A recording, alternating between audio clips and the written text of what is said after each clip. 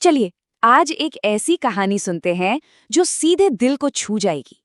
ये कहानी है शेरू नाम के एक कुत्ते की और उसकी भक्ति की जो शब्दों से कहीं बढ़कर थी।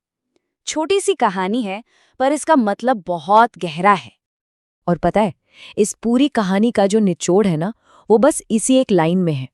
ये हमें याद दिलाती है कि असली कनेक्शन के लिए शब्दों की जरूरत नहीं होती, वो तो बस एहसासों से बनता है। तो कहानी शुरू कहाँ से होती है?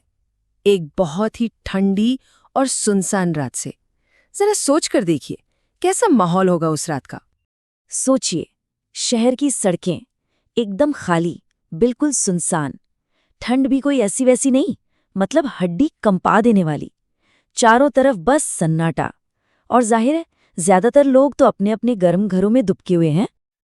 और इसी सन्नाटे के बीच पार्क की एक बेंच पर एक बुजुर्ग बैठे हैं, अकेले, और ठंड से कांप रहे हैं। मतलब उनका अकेलापन उस ठंडी रात में जैसे और भी ज्यादा महसूस हो रहा था। लेकिन तभी कुछ ऐसा हुआ जिसकी किसी को उम्मीद नहीं थी। एक ऐसी मुलाकात जिसने सब कुछ बदल दिया। तो यहाँ पर दो अकेली जानें एक दूसरे से मिलती हैं।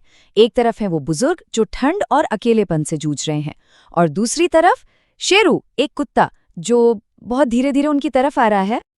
और देखिए, शेरू का अंदाज कितना अलग है। वो ना तो भौंका, ना ही उन पर कूदा।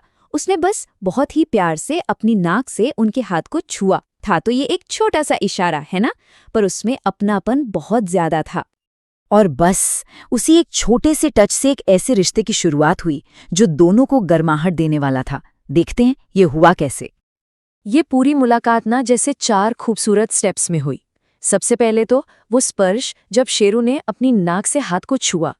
फिर वो आराम, जब वो उनके पैरों के पास आकर बैठ गया, एकदम सिमट कर। इसके बाद उस आदमी ने भी जवाब दिया, अपने पुराने कोट का एक हिस्सा उस पर डाल दिया। और आखिर में वो बंधन, जब दोनों एक दूसरे की दीवी गर्मी में वहीं सो गए। खैर, वो रात तो गुजर गई, लेकिन उस एक रात ने एक खामोश वादे को जन्म दिया। एक ऐसा वादा जिसका असर बहुत गहरा होने वाला था। अगली सुबह जब पार्क में लोग पहुंचे तो उन्होंने कुछ ऐसा देखा जो बिल्कुल हैरान करने वाला था। वो जो एक रात थी ना, वो एक अटूट रिश्ते की बस शुरुआत थी। क्योंकि उस रात के बाद शेरू हर रोज उसी बेंच पर आकर बैठ जाता। ऐसा लगता था मानो अपने दोस्त की याद में उस जगह की रखवाली कर रहा हो। और यहीं से हम पहुंचते हैं कहानी के सबसे जरूरी, सबसे खास हिस्से पर।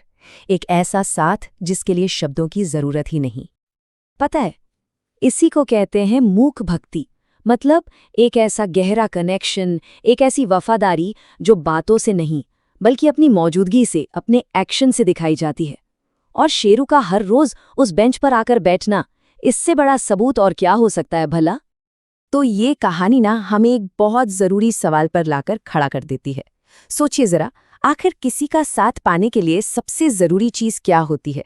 क्या बड़ी बड़ी बातें, वादे, या कुछ और इसका जवाब ठीक वही है जहां से हमने ये कहानी शुरू की थी, कि कभी-कभी साथ होने के लिए ना भाषा चाहिए, ना कोई वजह, ना पैसा, बस एक दिल चाहिए।